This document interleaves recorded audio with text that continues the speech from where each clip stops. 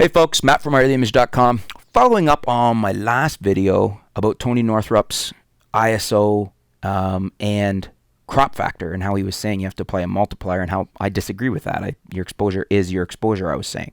And what I was saying in that video is if your exposure is f8, 1/250th of a second, ISO 200, that's what it is for full frame. That's what it is for aps-c crop. That's what it is for micro four thirds. It doesn't change.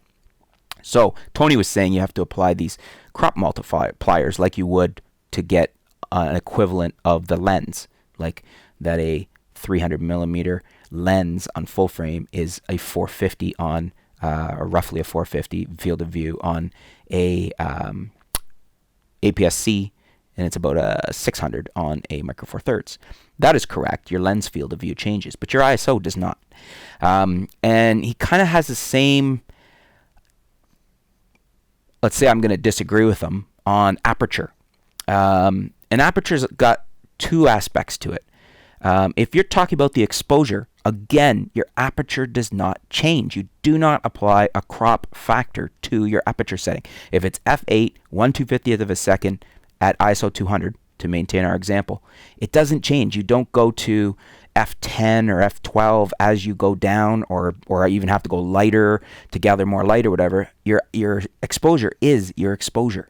Okay, so micro four thirds, it would be the exact same as full frame. If it's f8, 2/50th of a second, ISO 200, it's the same at full frame, at aps-c, at micro four thirds.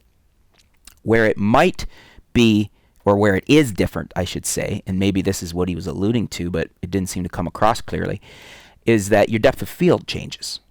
You can use the calculations he's kind of talking about, the crop factors, if you want to know the differences in depth of field. In other words, let's go to the shallow depths of fields where you're really going to see it, and that's where people talk about micro four thirds not liking it because you don't get that shallow depth of field, and hence the difference in blowing out your background. Full frame f1.8 is not going to be the same as aps-c f1.8. You would apply that 1.5 or 1.6 with Canon multiplier, and then you would apply a 2 times multiplier with micro four thirds to get the same depth of field. And that is a function of the field of view of the lens and the smaller sensor. Definitely a factor there. That's depth of field, which is not the same as your aperture setting for your correct exposure. Your correct exposure would remain the same. If you're looking to adjust depth of field, you could use the multiplier, but then you're going to have to adjust your shutter speed and or your ISO to get your exposure back to where it needs to be. So you see, it's a little strange to not be pointing out that the aperture is the same, the aperture setting. If you want to adjust the depth of field that the aperture gives you, then you can apply those crop factors. What do you guys think?